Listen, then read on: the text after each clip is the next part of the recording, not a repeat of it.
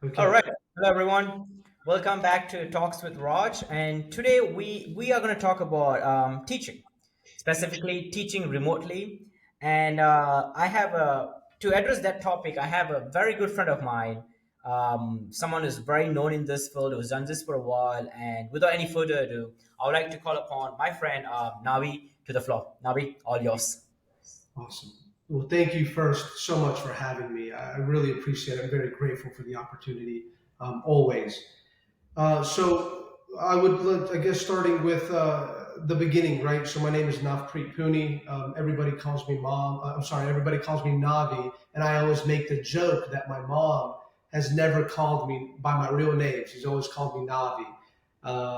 And so my parents they came here from India in the my dad in the late 80s, my mom in the early 90s. And I was born over in California, which is where they first came to. And so fast forward, my parents, just kind of your traditional immigrant story.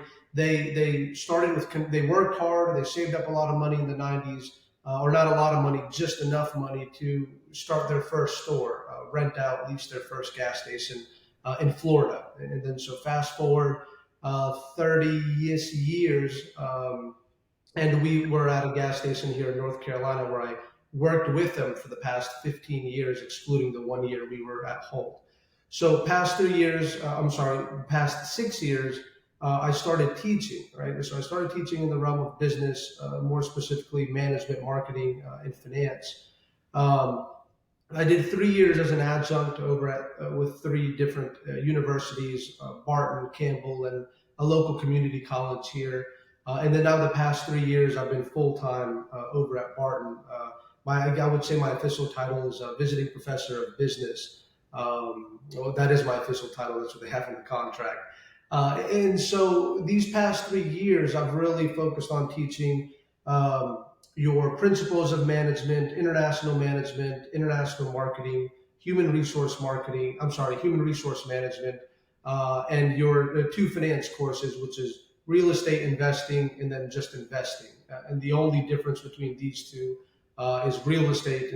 We spend 15 weeks, about 14, 15 weeks on real estate investing versus the actual investments course. We spend maybe only 3 weeks on real estate, and the other weeks you're diving into other forms of investments. So today, as of a year ago, I'm officially out of the gas station business. I had personally been doing it approximately a little bit over 18 years, and so this is where my foundation started, right? And really, after our studies Right. in the whole a little bit of time in the corporate world, I was able to transition over to teaching. So I would say it was what was it? It was 2020, of course, when COVID happened, and everybody was in person at the time. I don't think people here in the United States, people like us, who are kind of more involved internationally. We recognized the danger that COVID posed to wherever we were locally, right? For me, United States, you in the UAE. And so we were prepared, but I don't know if I don't know. Many people were prepared for what kind of transpired after, right? So all of a sudden, everybody's online. Whereas, and I noticed that this is a big kind of a generation gap as well. Whereas a lot of my older colleagues who have been, we use the learning management system known as Canvas, right?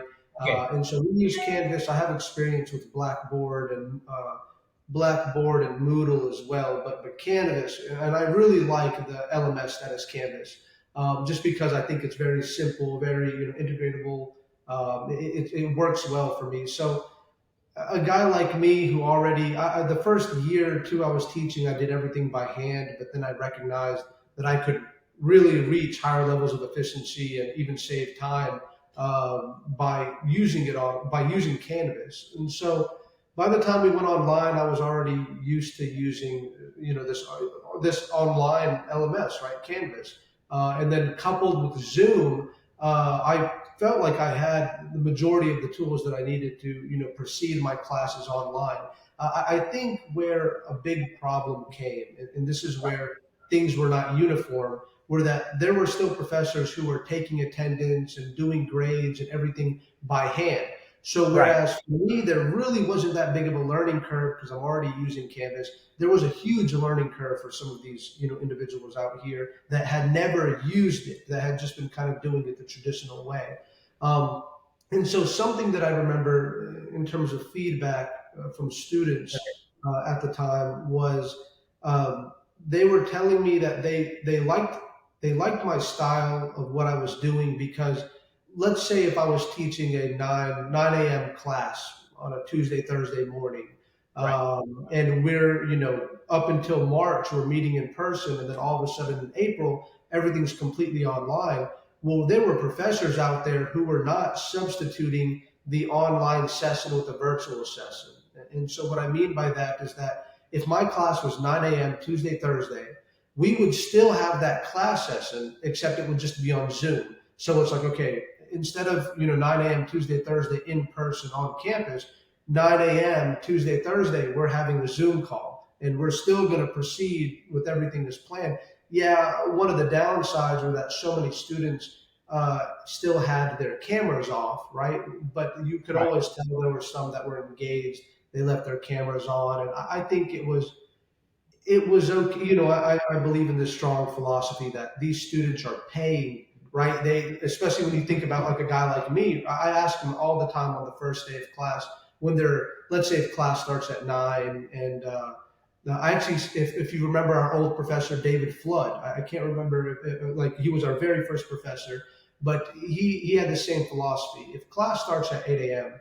and everybody's talking and it's 8:10 a.m. or 8:15 a.m. and people have still talked are still talking and we haven't started a class, it's our right as students to talk as much as we want because we paid for that time.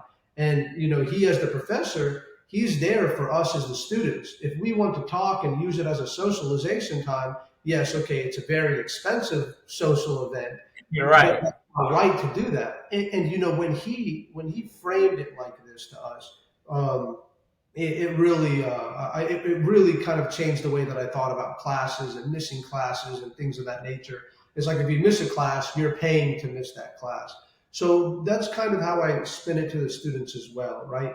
I do that same thing on the first day, but it's the same thing when you're teaching online. If you want to have your camera off and you're out doing, what you're doing, you paid for that, right? Because there are students that are active, they have their cameras on, and they're very in tune to whatever you're talking about. And you hear this amongst a lot of professors, but we as professors live for these students, right? We do our jobs for these students, like the people that are like really in tune with these sorts of topics that we're talking about.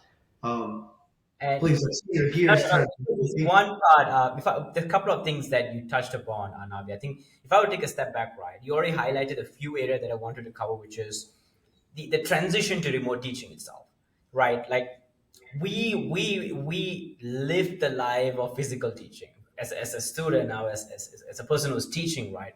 And there is a mindset that used to be prominent that online education is not going to give you as much benefit as a physical education.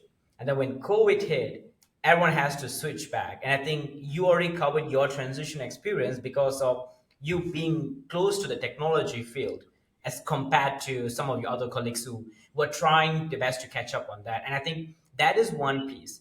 But the second piece, when you talked about the engagement of the student, one of the things that I want to quickly, not digress further, but like the just talking about pedagogy perspective, right? Is you mentioned that you have two sets of people in the class. The one that the one that really gets the recording up, they're sitting in front of you and they will ask questions, they will write, they use anything to get the best of you. And then those people who will not be there as you wanted. And I think as a professor, I think if you can tell me your thoughts. I think I would personally try to get those who's not there, find a way to bring, because what that means, the person who's listening, it's fine, they will find a way to get to the context. But the one that is a bit far, okay, how do I grab that, right? Like there's an easy way, which is If you guys want to use me, I'm here. And then there's a tough way where you want to, like, okay, you know what, we need to bring them back. If you encountered it when you were teaching in that frame, how would you approach something that worked, something that didn't work? How would you talk about that? So it is, excuse me, it's such a satisfying feeling at the end that, like, maybe towards the middle of the semester or towards the end of the semester, when you have a student who at the beginning wasn't paying attention, they weren't engaged, but they're all of a sudden, it's the near the middle of the semester, end of the semester, and a lot of these students, they're doing extracurriculars, right? At Right. the college that I'm at, we have approximately, I would say, two-third of the student body are athletes, and the other one-third is just traditional. And it may be slightly over two-third, where like I would say that, well, definitely the majority of our students are athletes. So a lot of them have other things going on. I can tell they're exhausted. Maybe they came from practice, or they have practice, or they've got a game on their mind.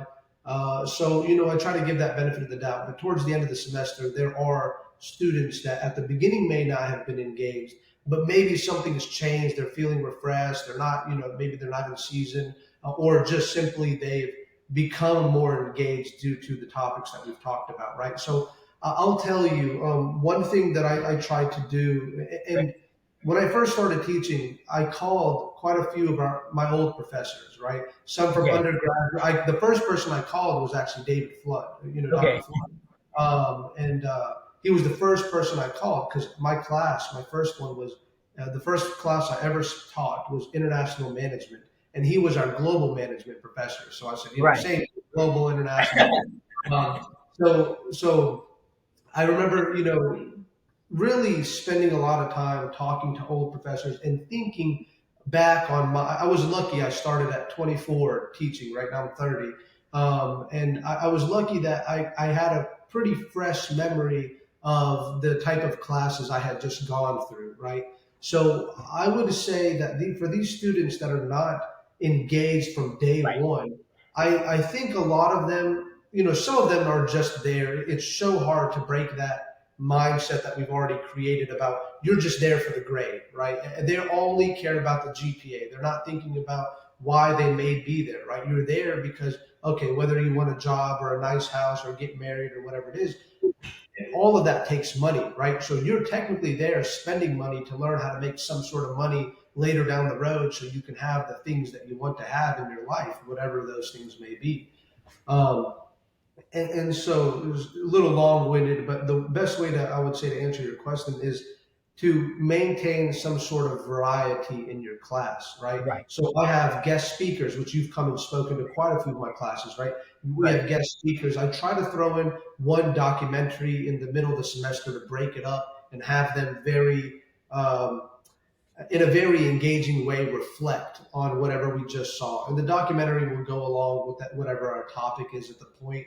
Right Right. now, in my principles of management class, now this is the lowest level of management class you can take, right? So it's like I just say beginning business, right? 101. Beginning management, yeah, 101. Right. In this class, this semester, I'm testing out a new theme where every few weeks or so we dive into a prominent entrepreneur, right? Or somebody who is an awesome manager already. And I'm talking your Warren Buffett, your Jeff Bezos, Elon Musk, Jack Welch, who's passed, may he rest in peace, manager of the century. So people like this throughout the time. So I would say just keep maintaining some sort of diversity, right? We engage in current events that involve in business and money and that are changing our landscape. We talk about the concepts as well. So this specific class I'm talking about is more lecture based simply because it's like this business 101, management 101 class. And so a lot of they don't know, they haven't heard any kind of jargon, right? They don't know what vertical and horizontal integration is, or what Porter's five forces, or the four Right. P's of marketing, or SWOT. All these different things they never heard, and so they hear about this in the class for the first time. So this is just different versus my 300 and 400 level classes where they're way more hands-on. I mean, I would say we're double hands-on in these classes than we are in the beginner class. Yeah, I think the way you approach trying to It's the way I'm. If I were to dissect the information, right? It's I want them to know X, Y, Z, but the way I get to them to that, I use myriad of ways. One could be a bit of lecture, and then a bit of documentary, then bring someone in that field, throw them out, and in that domain, right? If I could digress slightly a bit before we go to the next part, which is mainly about feedback, which is I think a very core piece. Teaching is one, but what about feedback, right? But before we touch feedback, which is topic on its own, how would you place humor breaking the ice? Because at end of the day, it's physically stressing.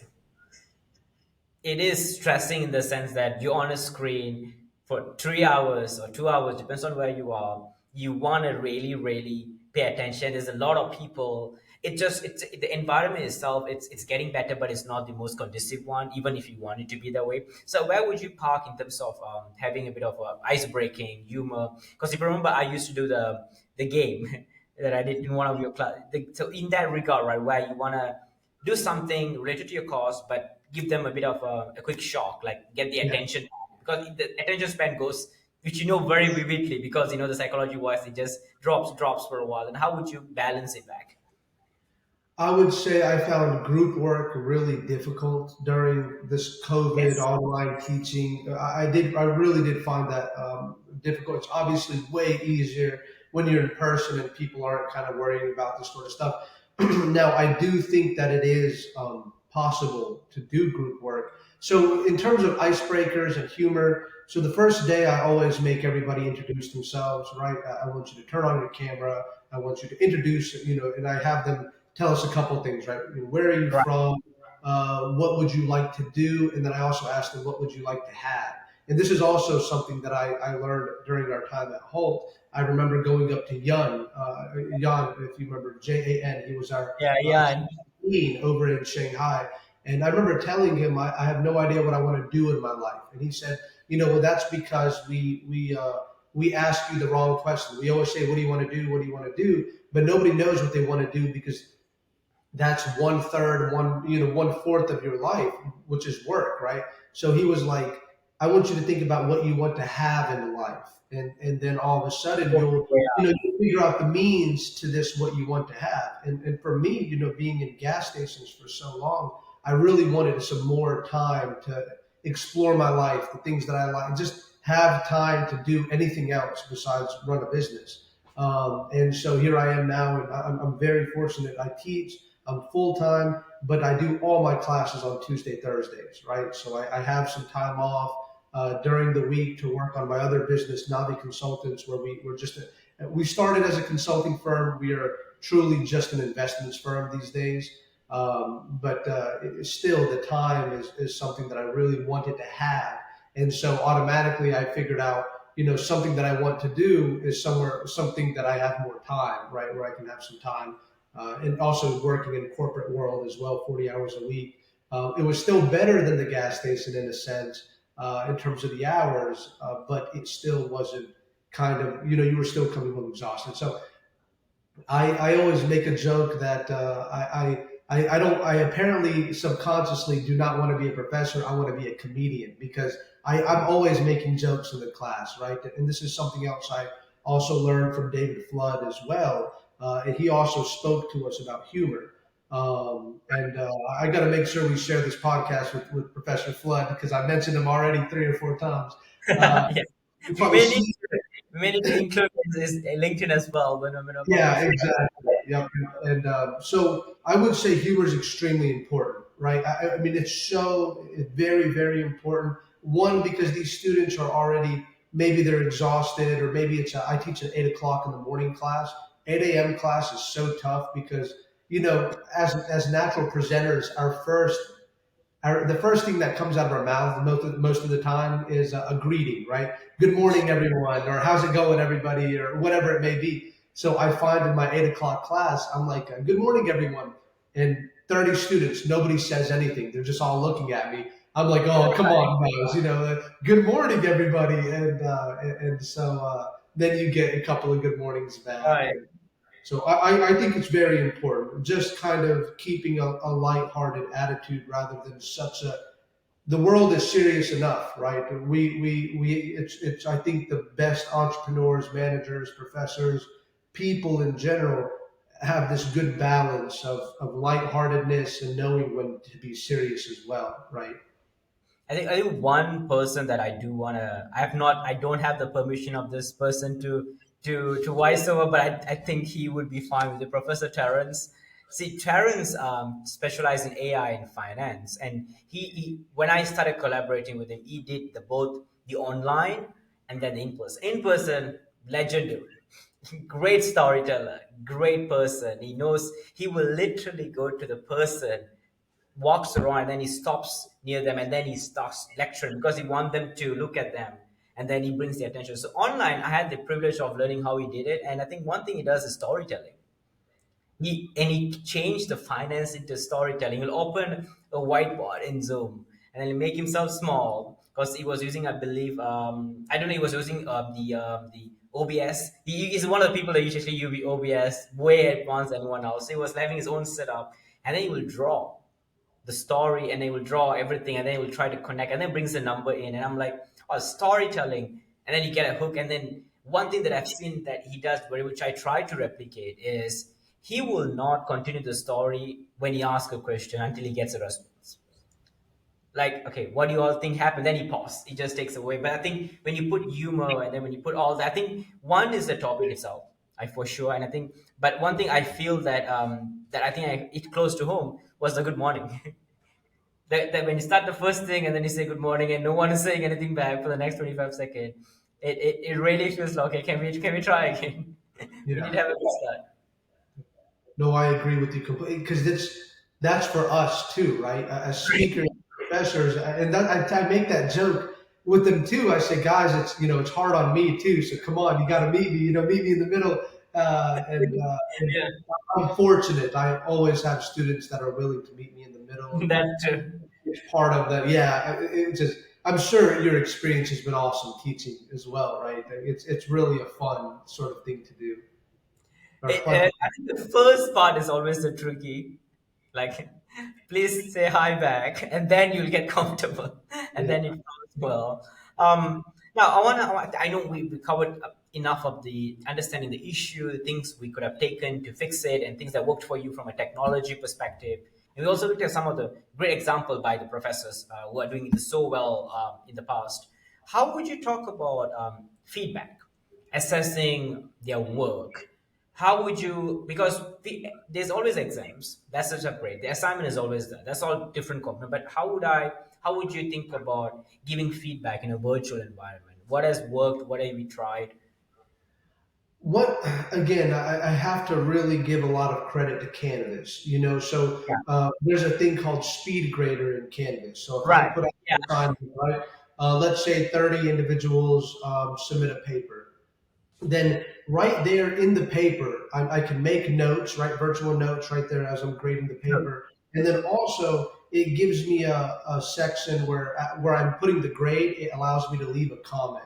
So Correct. one thing I really like about the comment is that as soon as I leave a comment on someone's post, it immediately sends an email to the student and it gives them, and if the students have the mobile app for Canvas, then they also get this mobile notification as well that, Right. hey, your professor has submitted a grade, your professor has commented on it, right? And I like the comment section because I'll leave comments and I always get students that respond back to the comments. And I have the mobile app for Canvas and I have my email.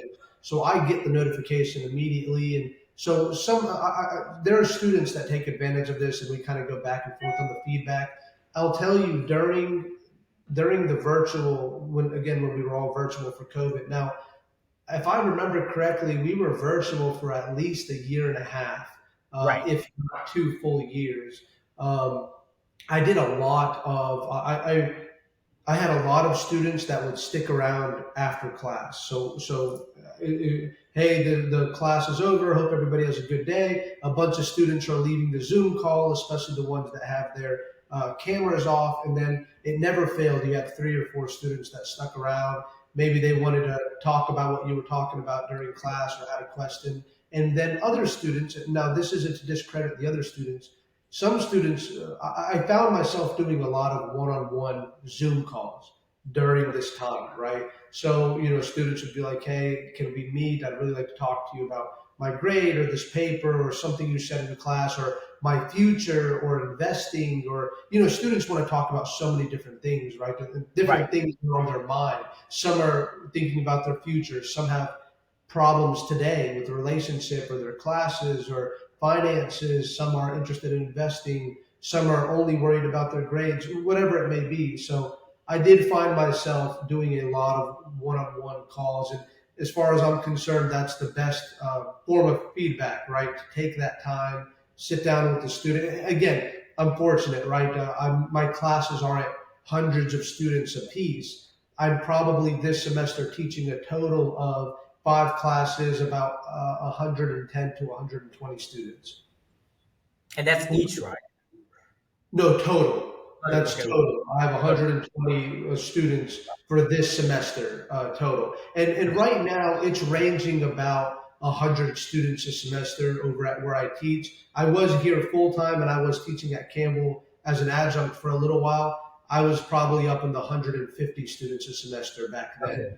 But now I'm not at Campbell, so I'm 100 to 120, which is I think very very manageable for a semester if you're using the learning management system. If it's Right. 120 and I'm doing everything by hand, that is absolutely. I mean, I'm sorry, intense, right? That's very intensive. Right. So yes. I want to quickly plug in on Canvas, right? I think one thing that I personally loved is I really feel that if I can, I would sit with the student and go through the assignment, which I can't. It's physically impossible. So Canvas allows you to give a bespoke command. But one thing that I find always balancing is me writing a bespoke command, which is already spending 5-10 minutes, and then I have like 100 assignments that I had to give 5 to 10 minutes, right? So one thing that I've learned, I Canvas actually have the opportunity for you to record audio. So I became so comfortable. I'll just click the audio recording button and I'll just speak 1 minute. This is my take on your assignment. This is why I'm giving you this grade. Bespoke, it's clearly specific for you. Comes from me directly talking to you. Listen to it and let me know whether I'm good jumper. I find that I transition from typing to that because what happens when you're typing, you are tired and then you will like take a break because you want the most important, you want the quality of the feedback to sustain, right? Just because you have 70 assignments going on, and then after the 50th threshold, you're like tired, but you want to like take a moment break. But with the volume, I'm still talking. I'm like, I just read your assignment. I feel you have done this well. You've done this not so good. And so that kind of like came to my mind when you talked about Canvas. Now, if we were to switch gear right now, how would you talk about the language and the cultural consideration that you want to teach? Because you have people from various backgrounds. Some want to learn, but they can't. Or some want to. Sorry, excuse my word of choice. Some wanted to participate more, but they can't do. But whereas in person, you could bring them up. You could see them. You could really help them out to give them a shot. But then in online learning, that's not very visible. So that person could fall, we know, just be shy and just waiting for a chance. So how would you approach those situations when you encountered? Uh, that's a really good question. I would say that that's we as professors are required to stay conscious. Like it's our responsibility to be conscious about where our students are from. It's very, I think that first day, I have students that tell me that they'll start a class and that the professor will never ask them to introduce themselves, right? Just first day syllabus and we go straight Right. into whatever they're doing. And you know me, I'm a very big believer that part of the value, going back to David Flood again, where is the value and for whom is the value, right? And for me, a big part of where is the value in regards to going to get a 4-year degree or anything that you do is the network that you can build, right? And so for me, it's so important on the first day because not only am I personally extending my network, all these students, right? I have 100 new students, or they're not all new. Some of them are back for a second or third class, but let's say there's 100 students this semester. And as far as I'm concerned, I want all 100 of them to add me on LinkedIn Right. and to become a part of my network, right? But even more importantly, I want them to become part of each other's network. Look at you and I, right? We're Right. here doing this podcast today because we kept in touch after Hope. Seven, That eight. is Right. so that is so important, I think, in my opinion. So The first day of class, I have them all get up, and one by one in class, I make them stand up and address. And this is we had another professor for our global strategy class, and I remember his name was Rizwan, Dr. Rizwan, or Okay. I think this was around his name. And I remember when we would stand up, if somebody said he would ask a question, and somebody would respond and to his question, and then he would say, "Okay, who in the class does not agree?" Somebody would raise their hand, and he would say, "Okay, why?" And they would look at him and start to respond why they didn't agree. And he would say, "Don't look at me. It's not me that you don't agree with. You don't agree with her. Look at her and tell her why you don't agree with her." Right? I thought this was genius. And so this is something else I've pulled into my classes. I tell them, when you're introducing yourself, yes, you're introducing yourself to me, but I already have your first and last name and your email. And, Right. I'm one of these guys where I've probably looked up some of you already prior to our first class. But there's people in here you've never met. So stand up, say, who you are, and look at them. Look at your audience. Don't look at just me. Look at them. So it's equally as important for me when they're introducing themselves for me to listen to how they're speaking. And this is just in terms of language and culture, right? I need to hear how they're speaking. What is their English up to date, or in terms of what kind of their English level is. And then I'm very blessed for this too. We have a lot of international students that come and play a sport, and a lot of them want to be business majors. So I get to see a lot of them. I can tell you, I have these students from right now from Iceland, one from Serbia, France, Malaysia. Right, we've got a good. We have quite a few students from Europe, so we have a good mix of students. So as these students are introducing themselves on the first day of class, it's important for me to, as the professor, to note down where are these students from, what is their kind of, what's their personality like right now? Are they, do they seem confident in their English? Do they seem confident in their presentation? Okay, if not, so as I'm teaching, and because I don't believe that there's no such thing as a domestic business. All business through globalization is intertwined in some sense, right? We can normally find it in the supply chain or somewhere Right. in the analysis of a business. We can find a global aspect to it. So a lot of times throughout the semester, I'm easily able to, or not easily, but I'm able to, and this is a benefit of this, an advantage, and something I'm very grateful for. I'm able to ask, okay, what does our student from Iceland think, or what's different over here in France, Right. or how does Serbia handle something like this? And they, whether they, maybe sometimes they don't like they're kind of like, man, I really didn't want to talk. But that for us, just like what, where is the value?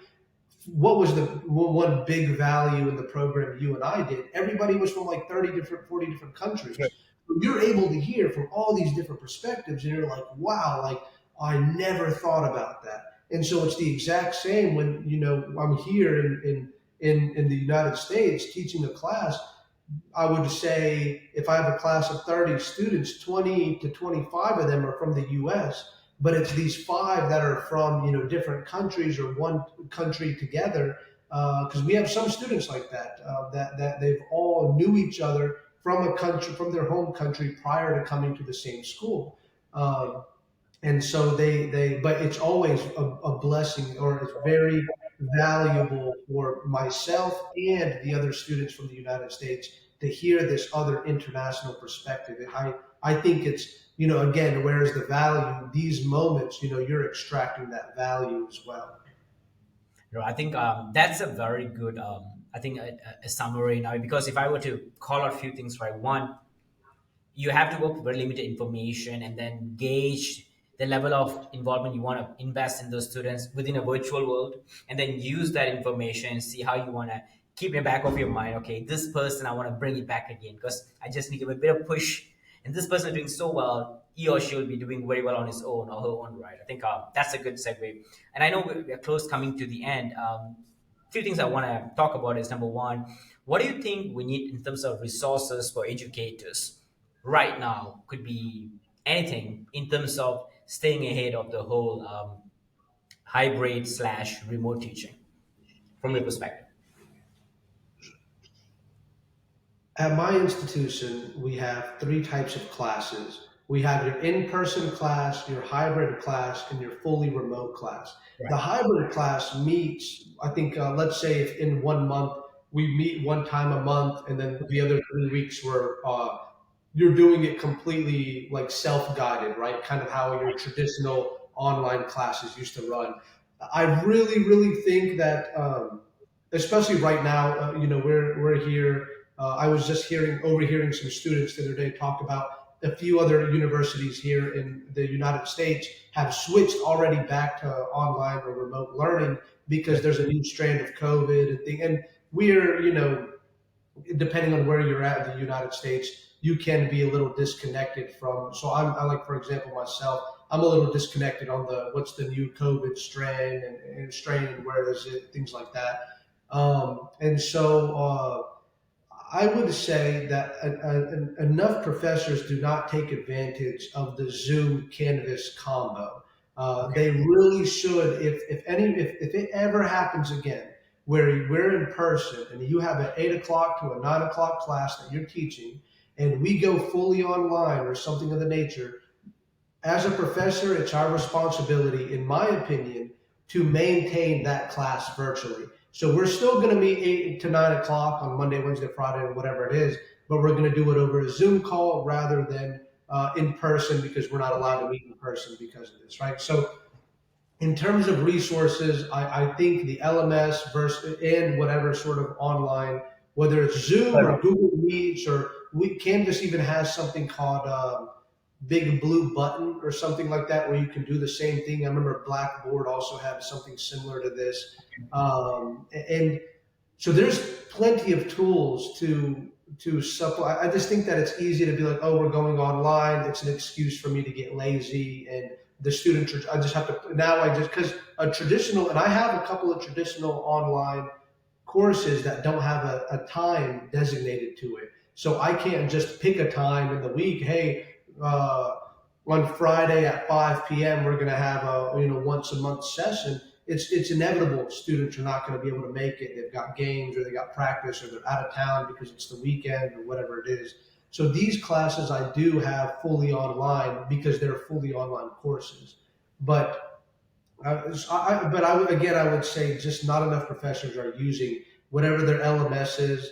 If you have to go online and you have a time associated, you should definitely be supplementing your in-person classes with these virtual. If you can't do in person, then you should do these virtual ones. I think the students really gain a lot more out of that. As far as I'm concerned, the internet. So I'll tell you, and this philosophy runs right into my classes. I do not restrict them from using the internet. At least there's probably never really a time that I do, because in my opinion, you're never going to be in the real world, and you're never going to be faced with a problem that you cannot use every resource at your disposal, right? If I come across a problem in the business world or my personal life or whatever it is, right? I have the power to pick up my phone and call somebody who may be more educated on this subject than I am. I have the I now I can use Chat GPT to source information. I have the paid version, so I'm using GPT-4. I can use that to source the information, or even prior to GPT, the past 20 years, I can just look it up online. But then even before that, I can go to the library, right? So, anyways, I think we are, we're trying to the concept of memorization to pass a quiz and then you're just going to forget the next day. This is something you and I have had experience with all too well as well. Being, also being not we were in school less than a decade ago, right? And so it's the same. So it's more for me. It's more how can you use all of the resources at your disposal to solve a problem, and that's the Right. internet, that's your network, that's Chat GPT if you know how to use it properly. And so these these tools I think are the cell phone. So I have an app called Text Free, and I started doing this during this COVID virtual online teaching era. text free generates me a free phone number that, as long as I use it with, it's going to show me some ads, which is okay, but it's free. And I can buy a paid subscription, which is like, I don't know, $10 a year or something. And I have my phone number permanently, this extra phone number, and no ads. But I give this number to my students, and I tell them, listen, if you send me an email, it may be a few hours before I have a chance to read it and respond or anything. But if you really need me immediately, any kind of assistance you need, text me at this number and I'll get that immediately. That's right in my hand most of the time, or it's in my pocket. I feel the vibration, I pull it out, and I'm doing business all day via phone calls and text messages. So, I get this text message, and this way they don't have my personal number, but at the same time they have a phone number. They can text me, they can call me, which I always tell them, listen, text me and you're going to get a response, you'll probably get a response quicker sometimes that way than calling, because sometimes I may not be connected to Wi-Fi and the signal may be bad. So the phone call doesn't work too well, but the texting works perfectly. So I think there's a lot of tools out there to really help us, and even so if you just bringing in kind of some new tech, right? Think about Right. virtual reality, right? Think about the MetaQuest 2, for example. You can already do Horizon workrooms, and I Yeah. could bring if everybody had access, I could already technically, if just the professor has a VR, the workrooms. I'm sorry, if only the professor has a MetaQuest 2, I can set up the whole classroom in workrooms, and I can bring everybody in via a link, just like a Zoom call, right? If they have an Oculus, they can use their avatar, but if they don't, it'll just bring the screen like you and I are sitting here right now. So this is just, and I don't know how many professors out there are doing this, but this is just an example that not only are there tools out there, but there are companies experimenting with new tools to make it even more engaging, in the case that this becomes kind of more of a norm, and it is already more of a norm. Whereas before I was teaching all in-person classes, now I'm teaching five. Three of them are in person, two of them are online, and so this is almost right. I mean, this is a 2/5 where I'm fully online, and so this is already moving in the trend of being more online than I used to be. And so, anyways, I think it's possible. There's definitely resources out there to help. No, I think I think you covered every single top point for that particular topic, including, I think I love how you make yourself accessible to the students within your capacity. Right? I think that's extremely good to know. I think I will be coming to a closure right now. The last thought I wanted to check with you is, what is your what is the future going to look like when it comes to remote education? Okay, right now we have the three phases, right? In person, hybrid, and then the entire full virtual mode. But you already covered a bit of the metaverse. But like, if you could just share more on, like, from your perspective, what do you think is going to happen, and what do you think that should look like? I think this is a very good question. When I said anyways, that's what I think about the resources. In my mind, I was thinking about this, and I almost started, and then I was like, no, no, no, let me pause. Just real fast on you Right, sure. mentioned that you like it that I make myself accessible to the students. Right, At the end of the semester, there are the surveys, the class surveys that the right. students do. Yeah, It's their opportunity to give me feedback, right? And so, and one thing that I have noticed is that they do mention that the professor always made himself available. I think I see that pretty consistently on my feedback throughout the semester, from at least one student where they leave a comment. Professor was always made himself available to the students, and I tell them that all the time. I say, listen, I tell them about the importance of time and how we should really be thinking what our time is worth. But I tell them, listen, I am here for you guys. If you need anything, and I've told all my classes this, and I still truly feel this way. If they need me during my class or even after my class, they're for now, whether they like it or not, forever part of my network. Like I have this connection to them that if they ever want to reach their hand to back out, my hand is already here for them. right. And so they do like this, easy form of communication. And students are texting way more than they're sending emails these days, right? So it's just kind of, it's kind of staying in tune with technology. The future, I think, is a very important topic, right? And so I'll tell you, there was a lot of talks during this COVID, virtual era that, schools were, that was it, right? We were never going to go back to in-person classes, and that, professors would need to be like, now it was going to be even harder to get a job as a professor, and people were going to be fighting for online courses, and schools were going to reduce. There was all these rumors going around, right? And look where we're at. We're back in person, and we're have both in a Right. sense. We're still virtual, but we've also got in-person classes. And I think it's good to provide that option to the students, because Right. sometimes the students are like, no, I want to be in person. Some students are like, no, I know I will be fine online, and I'm busy, and I don't want to be inside of a class. I want to be self-managed. All of these are perfectly fine. The future, I think, with the emergence of generative AI, Right. professors are forced to think deeply, right? More deeply about what types of assignments they provide students, right? And so, no, gone are the days where I can be like, here, read Romeo and Juliet, and then write me a book summary on Romeo and Juliet. I could do that right now in 3 seconds without ever even knowing what that Probably is. lesser. And way better, yeah. And I can, there's and people are like, well, and I'm on the AI committee over at the institution that I'm at, Okay. because I actually, a year ago, so not the beginning of this school year, but the beginning of last school year, I was called upon to give a very short presentation of what ChatGPT was to the entire faculty, because so many people had no idea what it was, and I was already using it.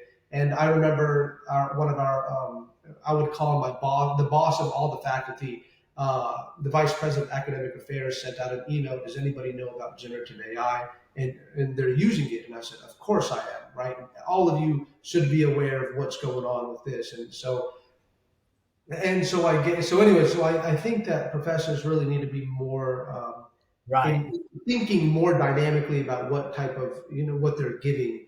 And so to come back, what's the future? I don't think that in-person teaching is going anywhere. I don't. I especially the more technology advances, and virtual reality has to get really, really good. Which I think that it can. If you've ever seen the movie like Ready Player One, like this sort of advancement, okay, maybe now I can see people staying in their homes, putting on a headset, and it's their real body, real everything, and they're already living in this world, and they can go to class. And this is a whole society cultural shift and innovation, right? Technological shift we're talking about.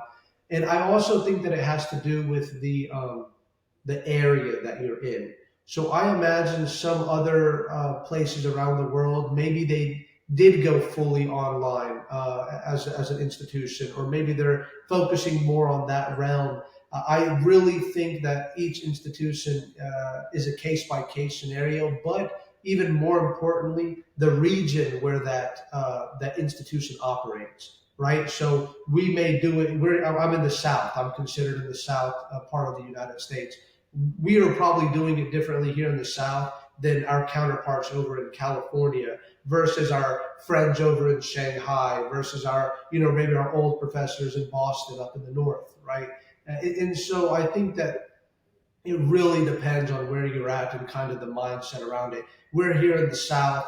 People want in-person classes. Even I was surprised at the just, and I'll finish up with this. No, When go. we came back from this virtual era of teaching, and we started teaching in person again, I remember I had a class of about 50 students over at Campbell University here in North Carolina. And I remember having them say, I said, how many of you would have preferred we stayed online? And one student raised their hand out of 50. And then I said, how many of you would have preferred we, or happy that we're back in person? 49 of them raised their hand to be back in person. But then a year later, maybe not even a year later. I can't exactly remember the times. Maybe a semester, maybe a full year later, but no more than a full year. I did the survey again with a different set of students. How many of you would rather go back to being online or have this option? And it was a 50-50 split. 50% of them wanted to be in person, 50% of them would rather be able to take the class online. And I think this is exactly the future that we're going to see, right? It's the same thing we see in the workforce. Some people are like, I'm never going back to the office. There's this whole opportunity and this whole slew of online remote jobs that I can pick from. Why would I go back in person? Whereas some people I know are like, and I'm kind of one of them. I like getting up and going. I'm a little bit more fortunate. I only have to go 2 days a week. But I know some people. Actually, my sister is like this. She used to work a nice job here in corporate here locally as well. Before she also became a teacher. I'm in a family of teachers now. But when she was doing that, I remember they offered her the option to work online, and she said no. Like I would much rather be in person. And she's not the only person I know like this. There are many people that I know that would prefer to get up, get ready, go out, go to the office, do their work 7-8 hours, come home, and it maintains this structure. And so I really think that we see the exact same thing in the classroom. Some students like the structure, getting up, getting ready, coming to a class, going about their day, and some students prefer to self-manage online. That's I think that's very well put now. And if I were to share my closing thoughts on those topic, right? I mean, I 100% feel where you're coming from. But one thing that I feel that is happening right now is the way I see the part moving from online versus in person. If anything, COVID presented another pathway of teaching rather than a substitution. Yes. I think we are so close to saying that this is it. No, it's a parallel path rather than one is taking over another. I think because if you remember the beginning of how we started conversation, there was a narrative that I brought in, right? The narrative is that is online teaching very good compared to in-person teaching? Now we can confidently say yes, it is. It is has the same level of I would say quality aspect when it comes to in-person teaching. It's just another way of teaching. Now, where Yes. you want to use it, you have to decide, and you want to weigh the options, right? And I think that yeah, go for it. No, if you don't, I think this is a super important point as well, right? I think every organization, institution, business, even the government needs to remember, nonprofit, it does not matter. Everybody needs to remember that first and foremost, you are a business and that you need the inflow and the outflow of money to survive and to continue to operate and all these things. It is the foundation, it is the core of running an operation. And so this is a very great point that you bring up because, you know, it shouldn't be about one or the other. Right. Whereas before, we are like maybe in our minds, we're like, okay, we've reached 5,000. Let's just throw out a number. We're at 5,000 students, and for the whole campus, right? You're all 4 years, freshman, sophomore, junior, senior, and we are reaching a cap, and we can't get more than 5,000 students. There are some schools that are okay with that. They just believe that to be their capacity. But in my personal opinion, you should have, if we have a school of business, you should have a school of business in person and a school of business online. And this is something we directly learned you and I, right, in our studies over in Shanghai Home, which is if a market is saturated, then we have two options. Either we have to expand into a different market or something else, some other product, innovate something else that has some sort of synergy with what we're already doing, but opens up new market opportunities, or we figure out a way to expand on what we're already doing, right?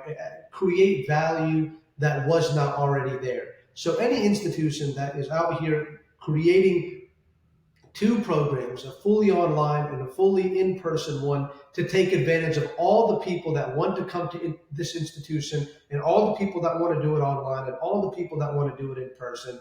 And now you are creating value, right? You're generating extra value.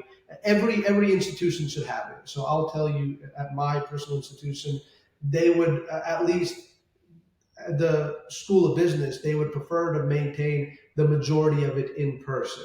Okay. But there are talks about, hey, we also need an online program that's running parallel with this, because that's the only way to increase the amount of students that we have in the School of Business, right?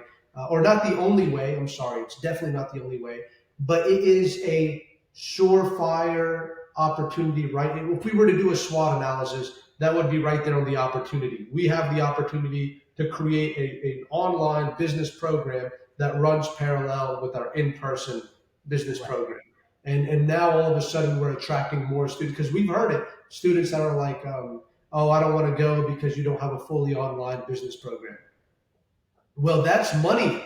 That's money left on the table, right? And so this is, I strongly believe in what you're saying. I agree. It's very important to have both, and that we should not think of it as a substitute rather than an opportunity to create more value in a market. I think the last sentence, I think that's basically it's right. You discovered another method thanks to COVID that proved to be feasible, and there is a reason for us. There is no reason for us to deprive that from other people, because there are folks out there who can benefit from that. I think if anything, time has told us that we can get it right in online as well. That's what exactly happened, right? I think that the second closing to my head, which is about the AI and the plagiarism and then the assignment stuff. And I think that's something I'm really excited, because what happens now is it's no longer about. So when I used to mark now, this is what I use. I always tell the assignments needs to be, you have the A, which is modules that I teach in the class, right? The knowledge, and then you have the B, which is the assignment itself.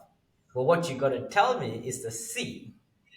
And every time when I write A B equal to C, I always run into there's a lot of questions like, what does the C represent? The C represent a simulation of that. Plus, you need to give me something new. You need to give me something extra. It could be your coffee chat with your dad. It could be your understanding of a game from Roblox. It could be anything, but you want to incorporate that. Okay, I know this because I'm giving information at the end of the day. But what do you want to do with the information to make something more critical? That's for me critical thinking, right? But now it's more apparent than ever with all the generative AI. You gotta make your you've gotta make your assignment has to reflect. See, otherwise you're just gonna get a quick typo exercise coming, because you're not gonna add any value, right? So I strongly agree with that. And I also I know we are way above on the time now, and I want to like really say thank you so much again. It's really one nice to connect with you. Number two, also talk about a topic that I feel very close to, which is teaching education, because that what brought us together after so Yeah. many years. So really thank you, and I look forward to connecting with you again. No, again, thank you so much for the opportunity. This was my first podcast, and I had a blast. I thought this was a lot of fun, actually. This is so much fun. Thank you. Really, thank you so much. Thanks a lot, Navi.